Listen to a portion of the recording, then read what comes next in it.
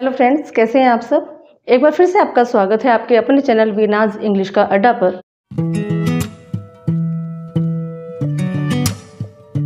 मैं हूं आपकी दोस्त। आज आई हूं आपके लिए एक नया टॉपिक लेकर, पुराने टॉपिक से ही रिलेटेड, ताकि आपकी प्रैक्टिस खराब ना हो, आप पजल ना हो जाए कि कभी ये कभी वो, इसलिए मैं सीरियल वाइज चलती हूँ। तो चलिए शुरुआत करती हूँ आज आपके अगले टेंसेस से, यानी प्रेजेंट कॉन्टिन्यूस इंट्रोगेटिव, यानी प्रश्न सूचक वाक्य, यानी जिनमें प्रश्न पूछे जाते हैं। इंट्रोगेशन होती है, तुम कहाँ जा रहे हो, तुम क्यों जा रहे हो, कब तक आओगे, कैसे खाओगे, क्यों नहीं पढ़ रहे हो, कैसे पढ़ोगे, आदि वाले वाक्य। तो ये होते हैं प्रश्न सूचक। आज मैं आपको वही बताने जा रही हूँ। उससे पहले मैं ये नहीं बोलूँगी सब्सक्राइब माय चैनल, उससे पहले मैं आपसे ये पूछूंगी कि क्या आपने प्रैक्टिस की।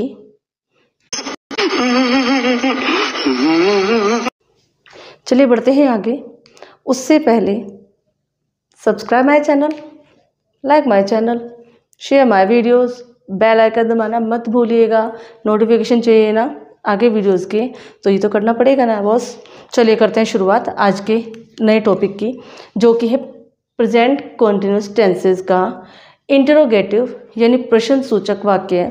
जैसा कि आपको मैंने भी बताया है, क्वेश्चन वाले का वाक्य जहाँ पर हम सवाल पूछेंगे, प्रश्न सूचक है। ठीक है, साइन हमारा ये होता है क्वेश्चंस का, सबको पता है। हमने प्रेजेंट इंडेफिनिट में भी इंट्रोगेटिव सेंटेंसेस किए हैं। मैंने आपको वहाँ डब्लू फैमिली भी बताई है। अगर आपने नहीं देखा है तो आप मेरी पिछली वीडियो, लास्ट वीडियो देख लीजिए, मैं डिस्क्रिप्शन में डाल दूंगी। तो उसमें आप देखिए कि मैंने इंट्रोगेटिव सेंटेंसेस बताए, उसमें डब्लू फैमिली बताई है, उनको यूज़ कैसे करना है वो बताया है। लेकिन फिर भी मैं एक लिटिल वे में आपको फिर से बताऊँगी, जो कि मेरे नए दोस्त हैं, जो मुझसे अभी जुड़े हैं, तो उनको भी तो दिक्कत नहीं आनी चाहिए ना। तो चलिए करते हैं शुरुआत आज के टॉपिक की। हमारा सेंटेंस प्रश्न सूचक वाक्य है, जिनमें प्रश्न पूछे जाते हैं। मैंने आपके सामने फॉर्मूला लिखा है प्रेजेंट इंट्रोगेटिव टेंसेस का। ये 2 स्टेप में होते हैं, शायद आपको याद होगा प्रेजेंट इंडेफिनिट में मैंने आपको बताया था 2 स्टेप में फॉर्मूला बनता है हमेशा, जहाँ पर हेल्पिंग वर्ब सबसे पहले आती है, फिर उसके बाद हमारा सेंटेंस शुरू होता है। और जहाँ डब्लू फैमिली यानी WH वाले वर्ड्स जो आते हैं, जहाँ पर जिन वाक्यों में वो होते हैं, यानी क्या, कब, कैसे, क्यों, किसका, जो ये वर्ड से शुरू होते हैं, WH से शुरू होते हैं, वो सेंटेंस जहाँ आते हैं वहाँ डब्लू फैमिली यानी WH वाले वर्ड सबसे पहले आते हैं। तो अब देखेंगे हम कि दोनों फॉर्मूलाज को कैसे यूज़ करते हैं। देखिए बहुत इजी है, समझने के लिए कुछ भी नहीं है और नहीं समझने के लिए बहुत कुछ है। तो पहले हम बात करते हैं स्टेप 1 की, जहाँ पर हमने इज RM यानी हेल्पिंग वर्ब को सबसे पहले रखा है।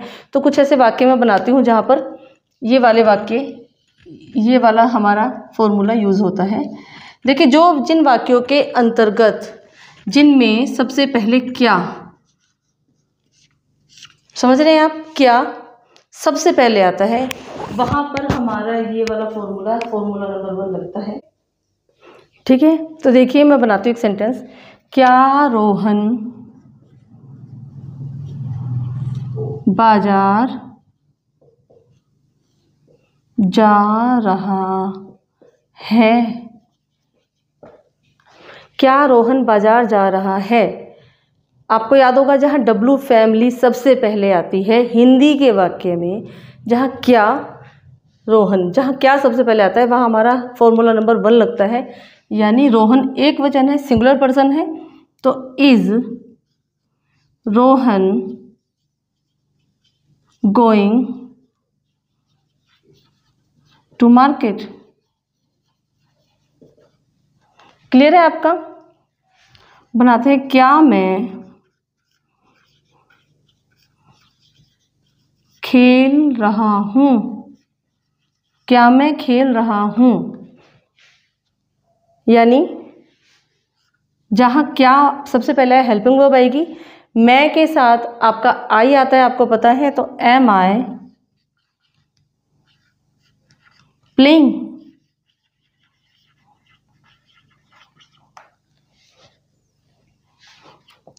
क्या बच्चे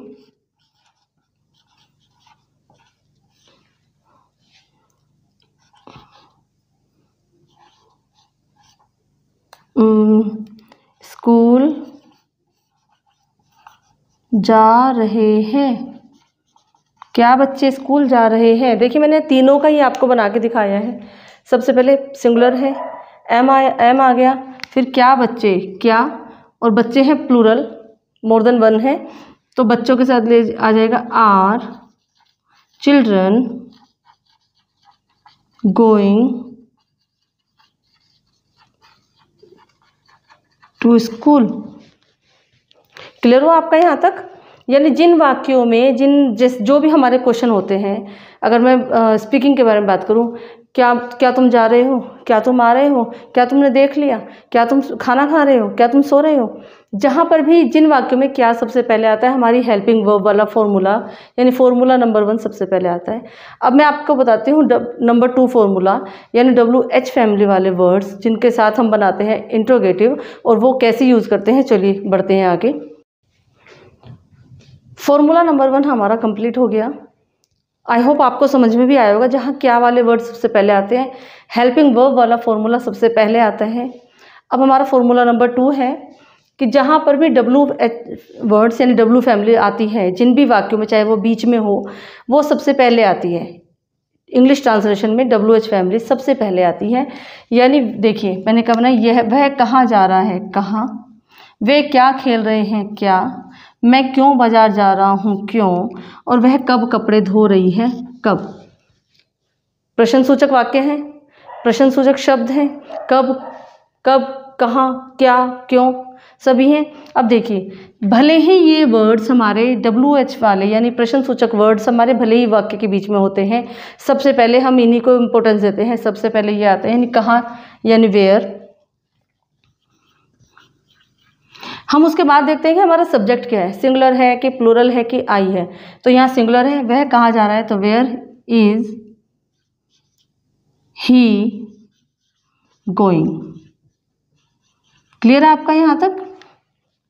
अब वे क्या खेल रहे हैं, वे क्या, सुनने से ही पता चल रहा है कि प्लूरल सेंटेंस है, सब्जेक्ट हमारे प्लूरल है, प्रश्न सूचक शब्द क्या है हमारा, क्या है, तो यानी क्या यानी व्हाट। चूंकि प्लूरल है तो हम आर लगाएंगे, आर। वे को हम बोलते हैं दे,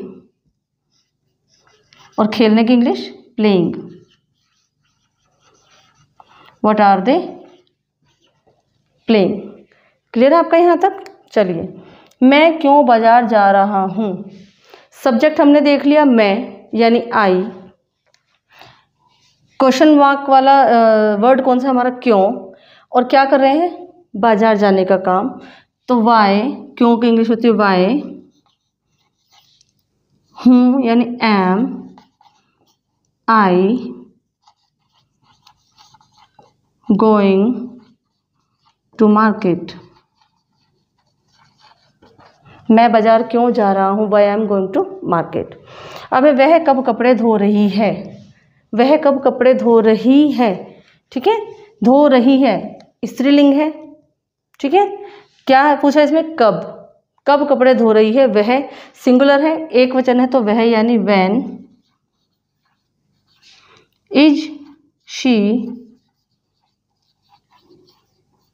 वॉशिंग क्लॉथ्स, वह कब कपड़े धो रही है। देखा आपने, इतनी आसानी से हमारे सेंटेंस बन जाते हैं। और प्रेजेंट कंटिन्यूअस टेंसेस तो वैसे भी बहुत आसान है, बहुत सिंपल होते हैं सेंटेंस, सारे सेंटेंस सिंपल हैं। बट ये चूँकि हमारे बहुत यूज़ में होते हैं तो बहुत इजी हैं। बना के देखिए। Once again, do hard work, make notes, send me the pics and do practice at home.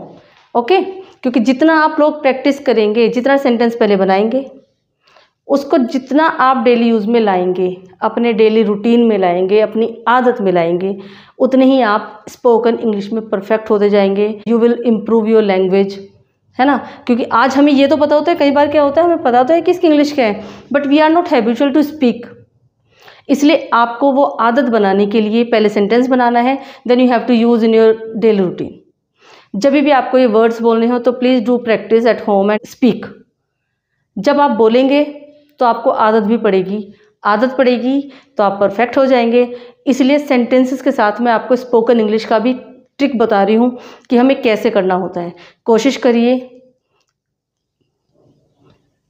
Nothing is impossible in this world. कुछ भी हो सकता है, हर काम पॉसिबल है, बस थोड़ा से हार्ड वर्क की ज़रूरत है।